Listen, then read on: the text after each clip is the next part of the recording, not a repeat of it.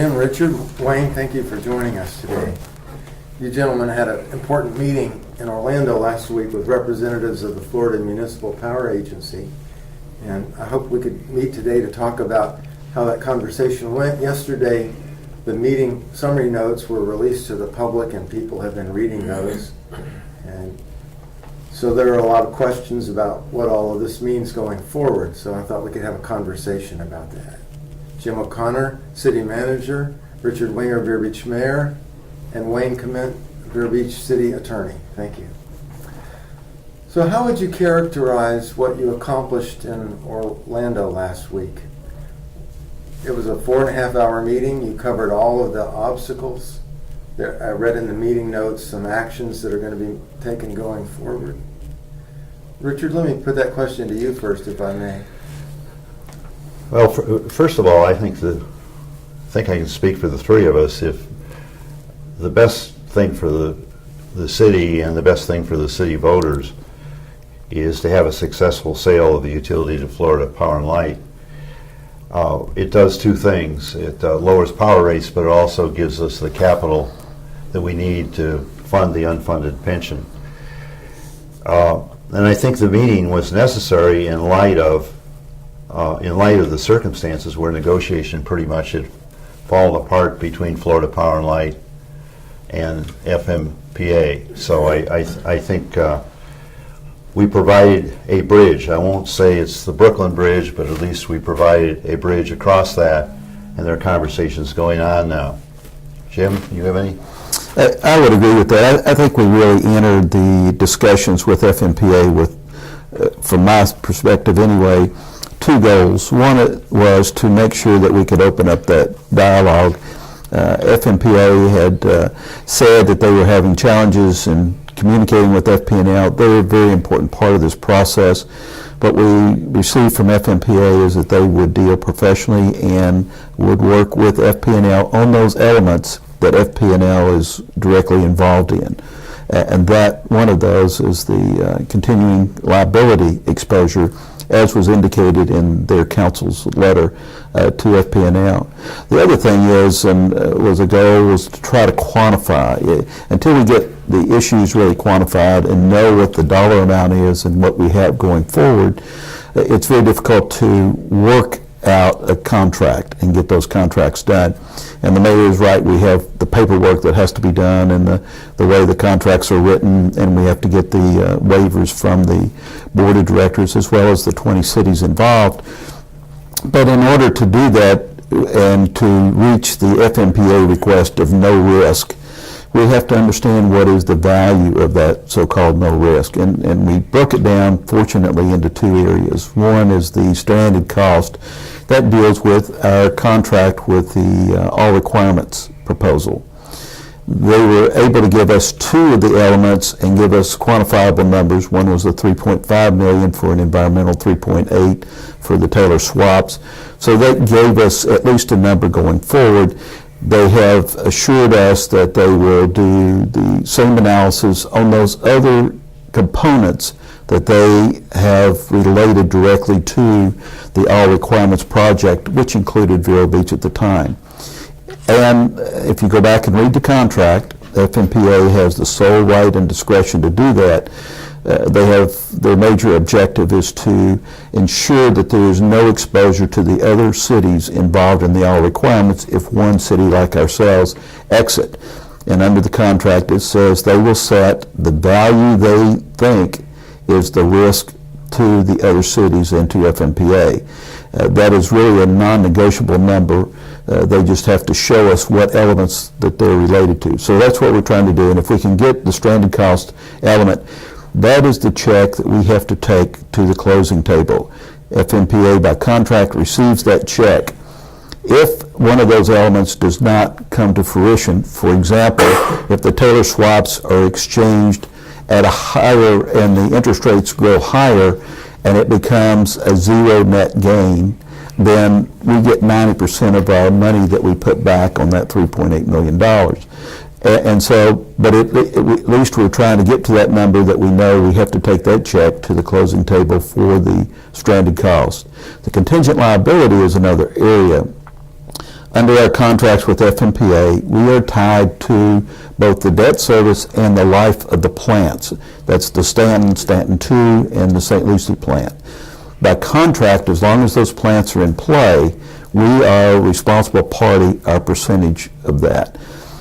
It was explained to us, and I think satisfactorily, that it's very difficult to quantify that number.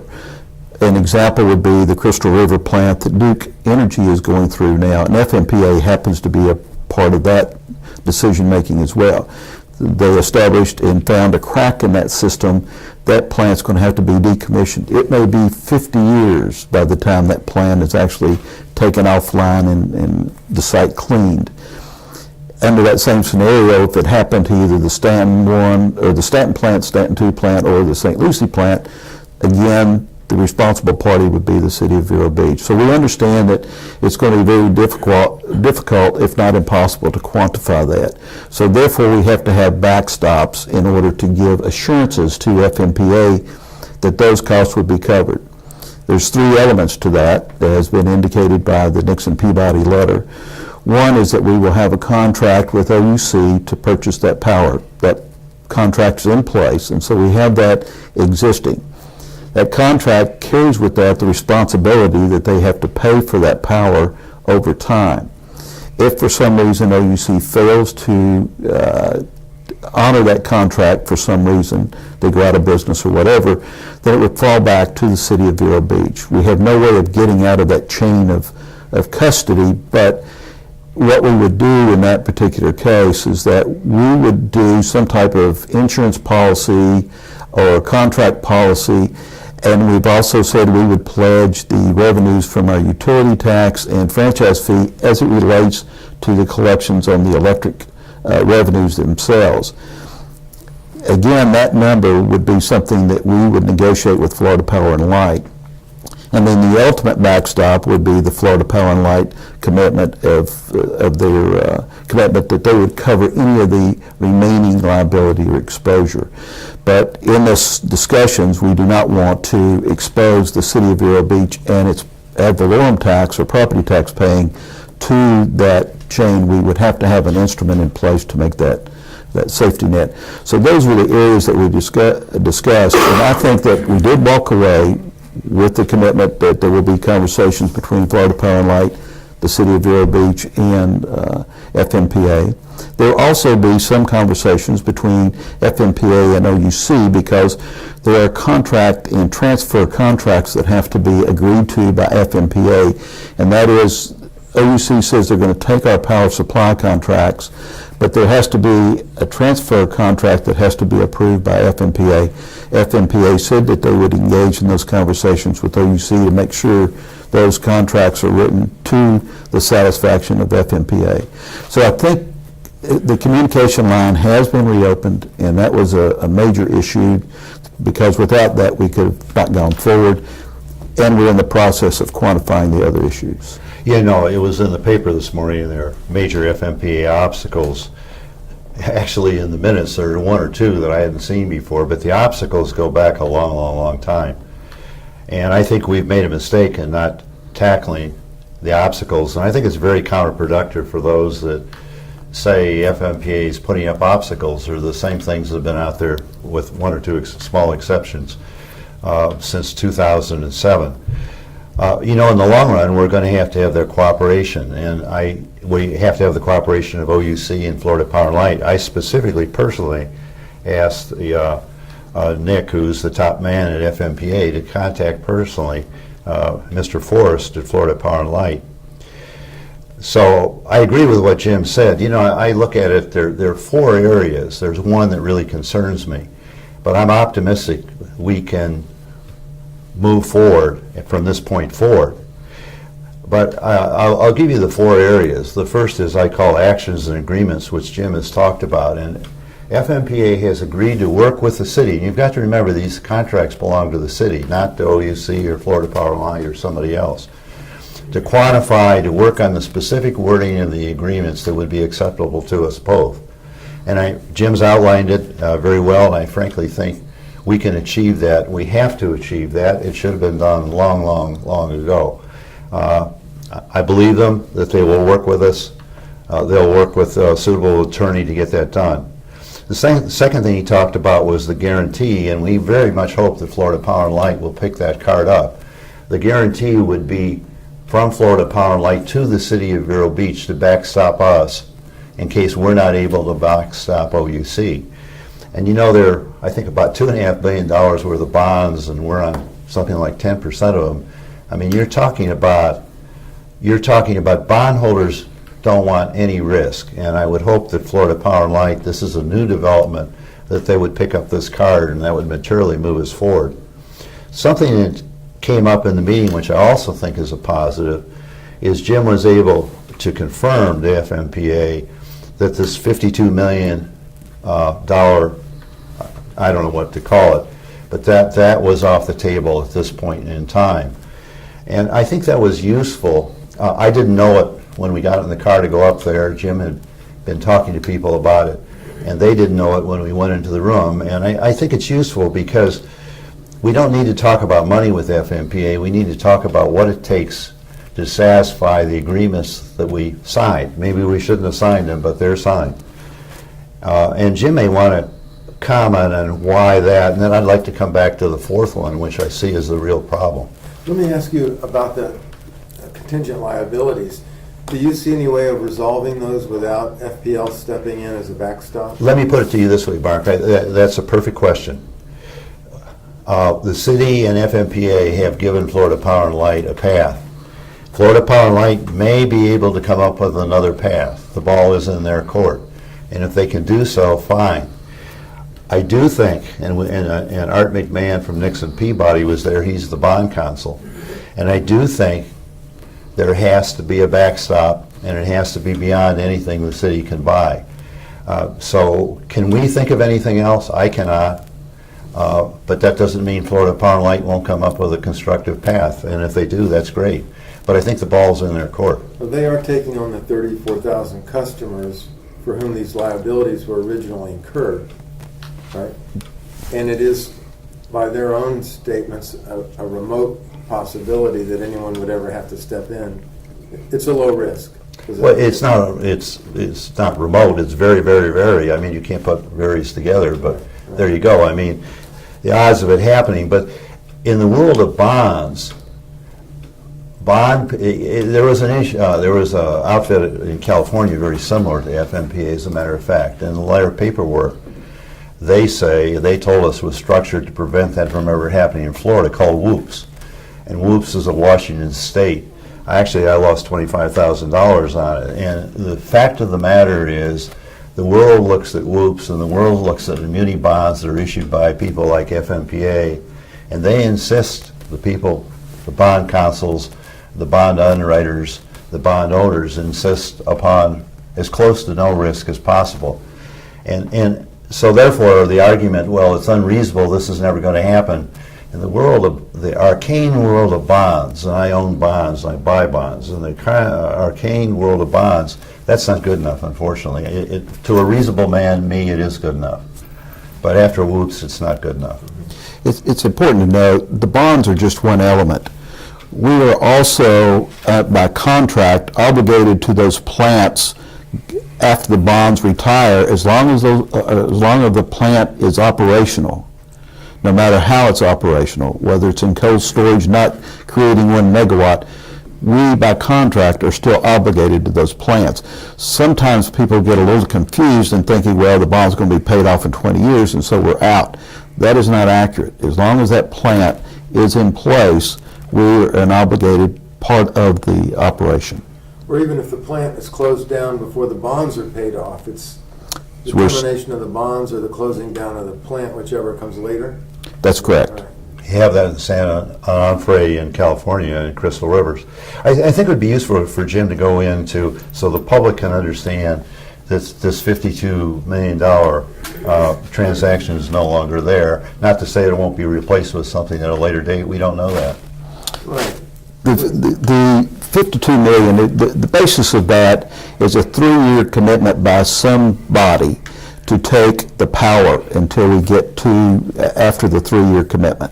Because at January 1, 2018, the OUC will take it on That is correct. permanently. They'll take it on permanently. And again, you have to have transfer contracts approved by FMPA at that 2018 date. So that still has to be, because that is a transfer document, which means that FMPA recognizes OUC. But OUC is qualified because they are FMPA eligible as an entity with FMPA. But we can't just beam from here to 2018, we need a bridge. That is correct. And that bridge is someone to take the power that we are contracted to take. That has a negative value, as was pointed out by our engineer. And that negative value has been valued somewhere between 40 and 52 million at this point. FMPA has said that they are not in the market. They do not need the power, nor do they want the power, and they would prefer to have that issue removed from the discussion. So again, in talking to FP&L, we all agreed that we'll take that off the table. The 52 million, we and FPL will find another alternate to take that power over time. The key there is to try to eliminate the little obstacles or challenges that we have and try to make sure that we all come to an agreement. And this was just another one of those hurdles in this process. It was a hurdle we kept trying to jump over and kept getting knocked back. Now we've found a way, we're now over that hurdle and we've eliminated that. And that's what we've been trying to do through this whole process. To begin with, and it's important that people understand, it has not been a total waste of time, as indicated by some folks. We had to get a contract in place. You could not have gone to FMPA and say, okay, we want out of our contracts, because the first thing they would have said, or who are you going to sell the power to? You had to have some commitment from an eligible body to take those power supply contracts. That's what we did. The contract that the City Council signed found an eligible body to take the power. So we were able to go to FMPA and say, listen, here is the group that's going to take the power. That's the OUC. That's the OUC. And FMPA told us right from the first meeting, it has to be a qualified municipal utility that could be a member of FMPA or is a member of FMPA. Because Jacksonville, as an example, is not a member of FMPA, but they would be an eligible body, assuming that FMPA agreed with the transfer contracts of transferring of that power.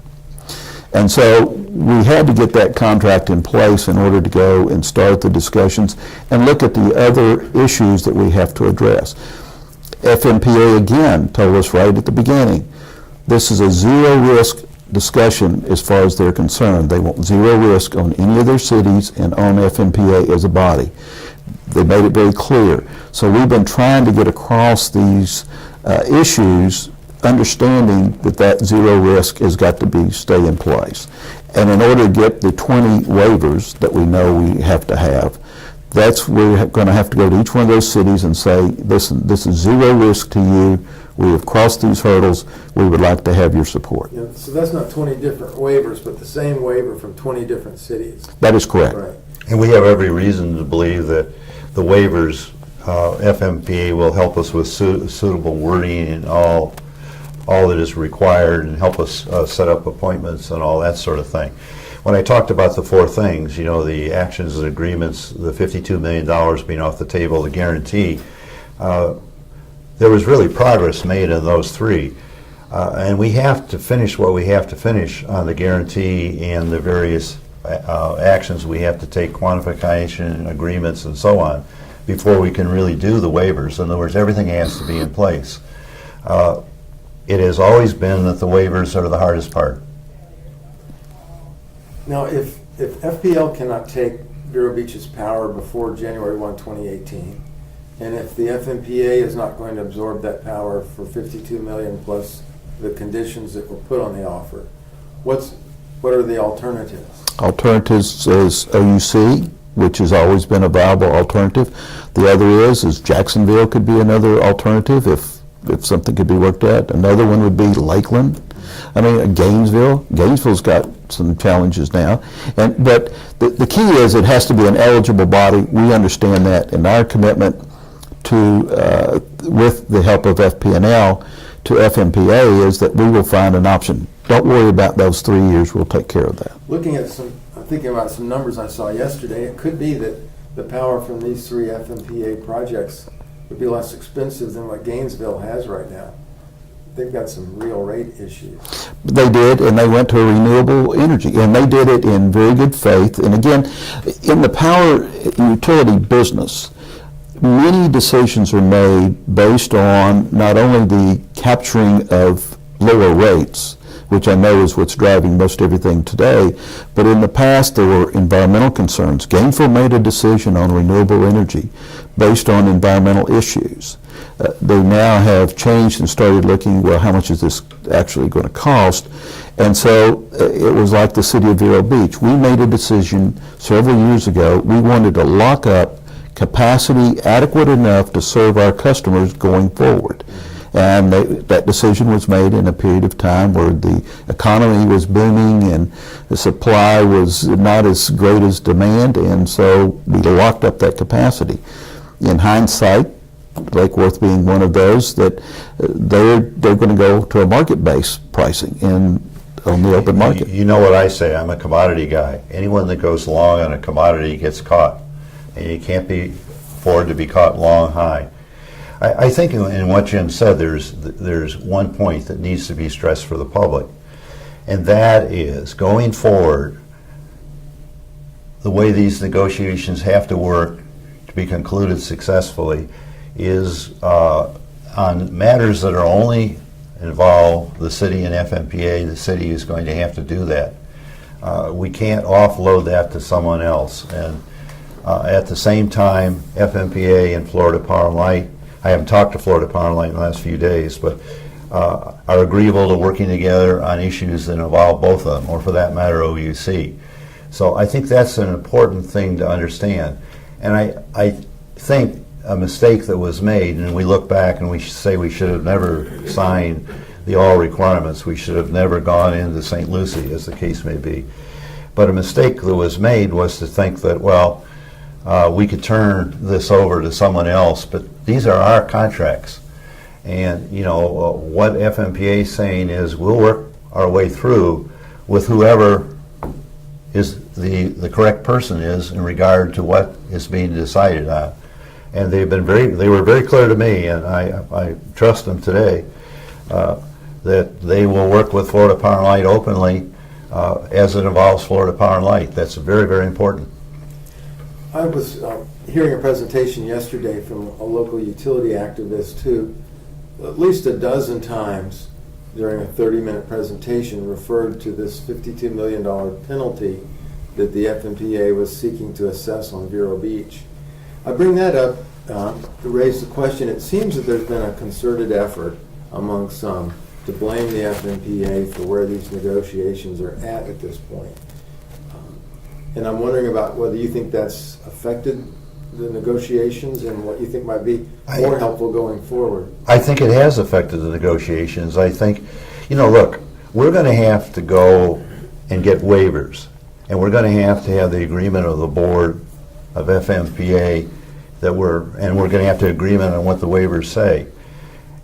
And I'm not critical of OUC, Florida Power and Light, or FMPA for doing the best they can under any agreements they have.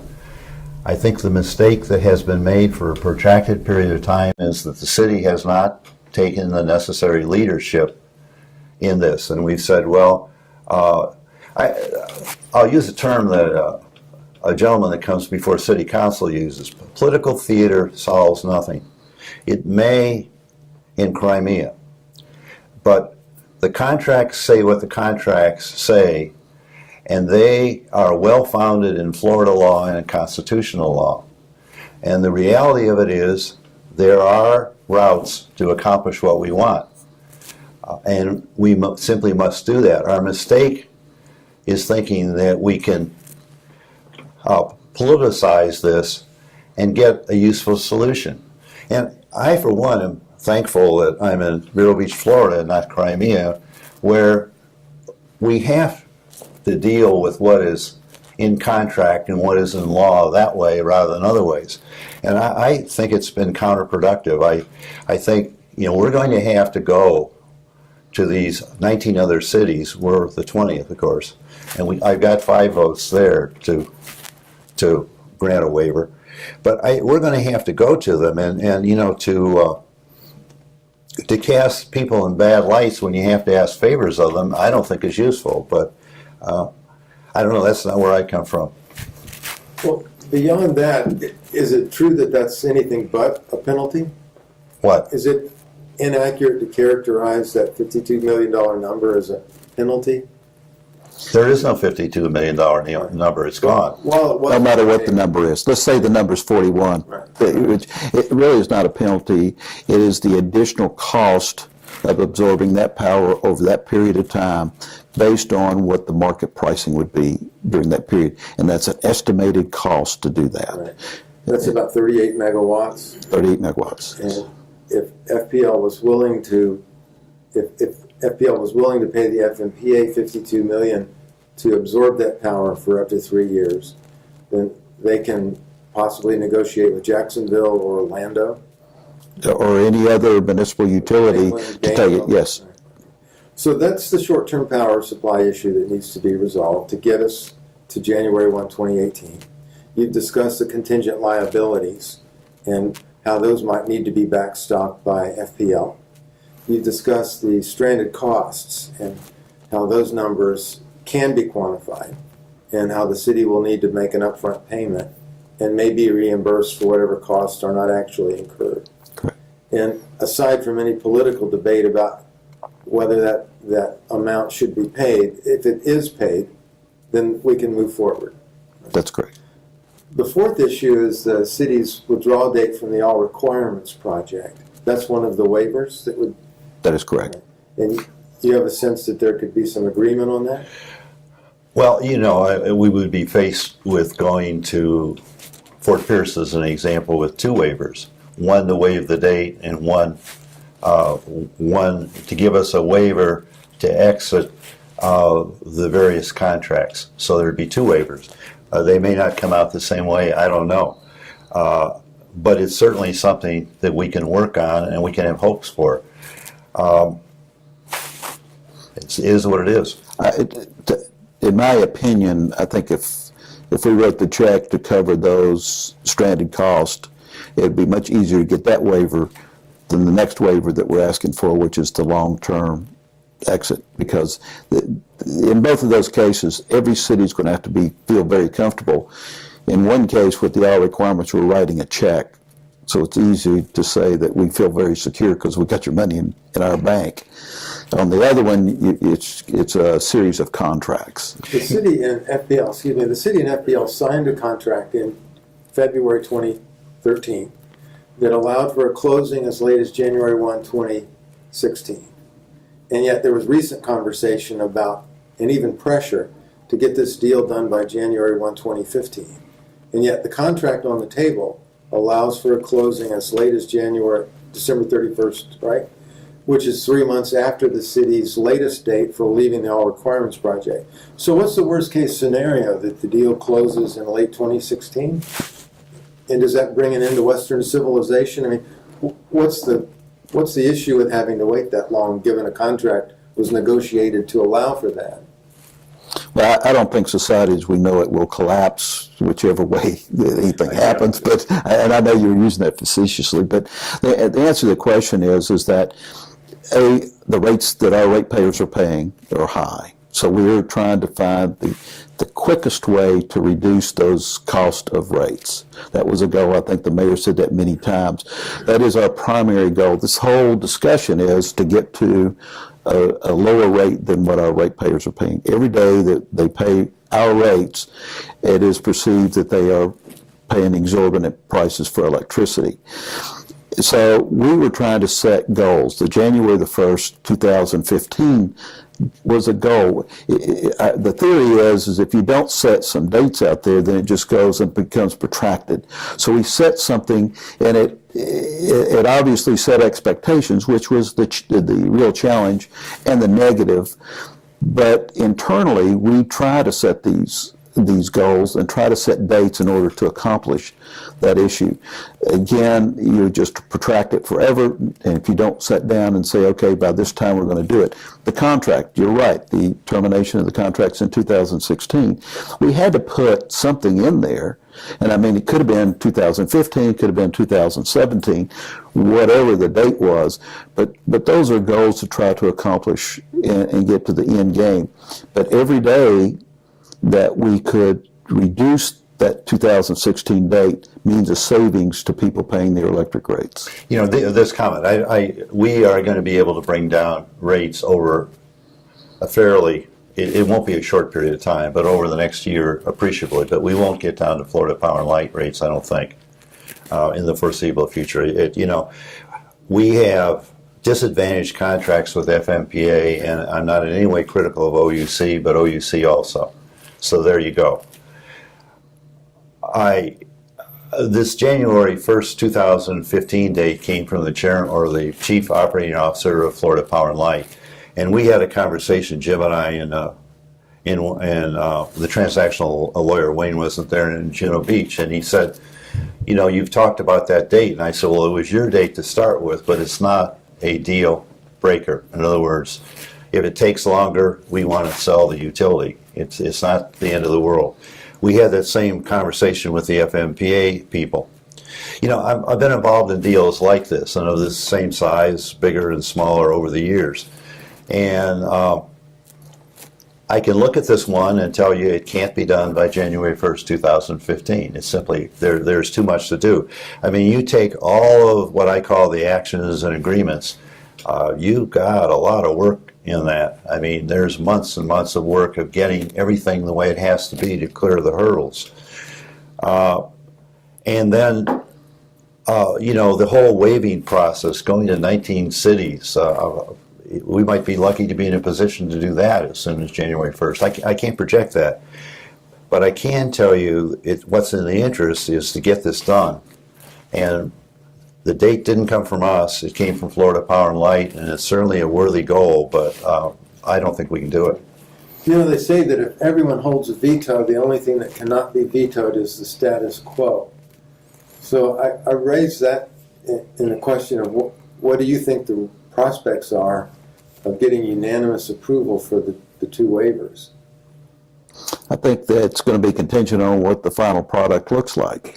When we go in front of those cities, you've got to have the number covered for the stranded costs, that FMPA feels very comfortable that the check that they hold in hand protects all their cities and their organization from stranded costs. The second part is, on the contingent liabilities, the contracts read strong enough that every city attorney, those 20 city attorneys that will be reviewing that, plus any consultant that FMPA may have read those contracts and feel very sound that the no-risk issue has been addressed.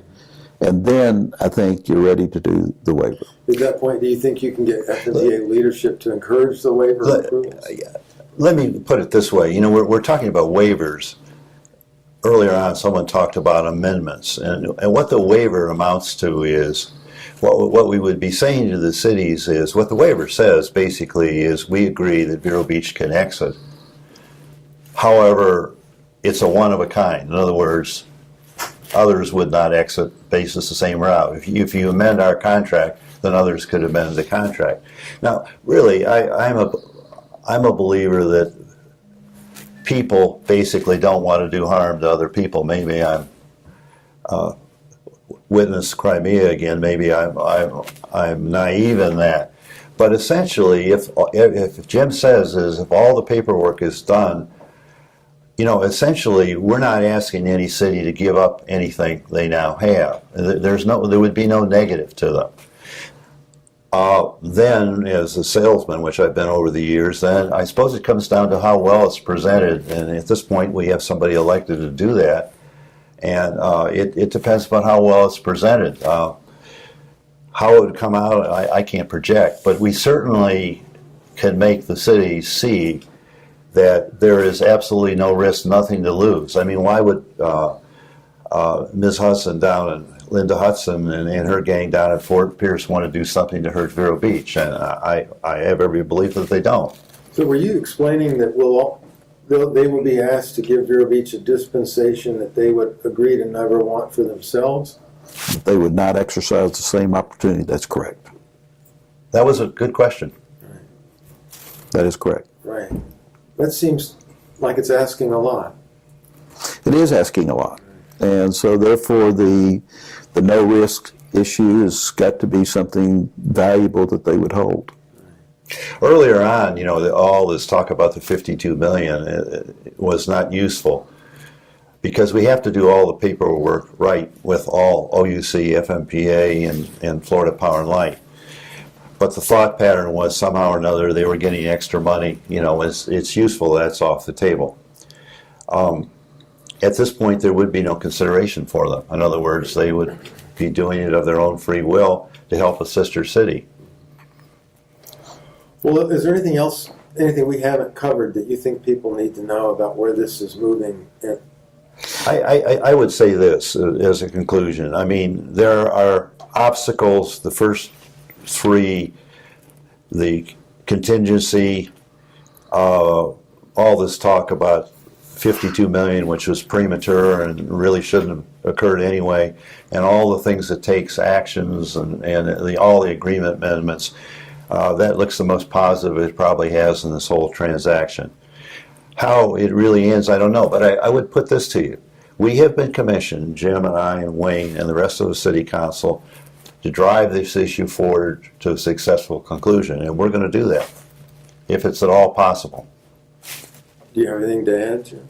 No, I think that's pretty accurate. The challenge that we have been given, and I think from the council, is to do the best we can to pull this contract together and bring it in. To this point, we have not seen an insurmountable part of that. It's the challenge. Wayne, if I may put a question to you, there was some conversation yesterday, or discussion yesterday during the presentation I heard about litigation that the county or the Indian River Shores might bring against the FMPA, and there was some suggestion that the city might get involved in that. Do you see any positive prospect for litigation? I don't know what they would litigate about. I mean, they're not Indian River Shores is not a party to the FMPA contracts, and I don't know how they could bring pressure to bear what good litigation would do. I just don't know what their cause of action would be. Well, they suggested there's some potential antitrust issues. Haven't seen anything to support that at this point. Okay. I think one thing to understand is that when the city signed all these agreements with FMPA, Florida Power and Light, OUC, and whomever, the agreements are backed by the revenue of the system, and the system includes the infrastructure that serves all 34,000 customers. And so, in effect, all of that structure is tied up in this. And, I would never say there wasn't another solution, but I don't think this is one for litigation. This is one for negotiation. Are there other possibilities? Possibly, but they would involve sale of assets and then agreement by all the parties to the contract to the purchase of those assets. Are you talking about a partial sale? I'm not talking about anything particularly, but Okay, all right. Are you not? I wasn't asking if you were advocating it, but I was asking if you were referring. no, that's more complicated than this. Right, okay. All right. Well, I think we've covered the points that we discussed earlier. If there's anything more people need to know, please share it. Otherwise, I'll thank you for your time. Jim O'Connor, Richard Winger, Wayne Coment, thank you, all three of you, for being with us today. Thank you for having us.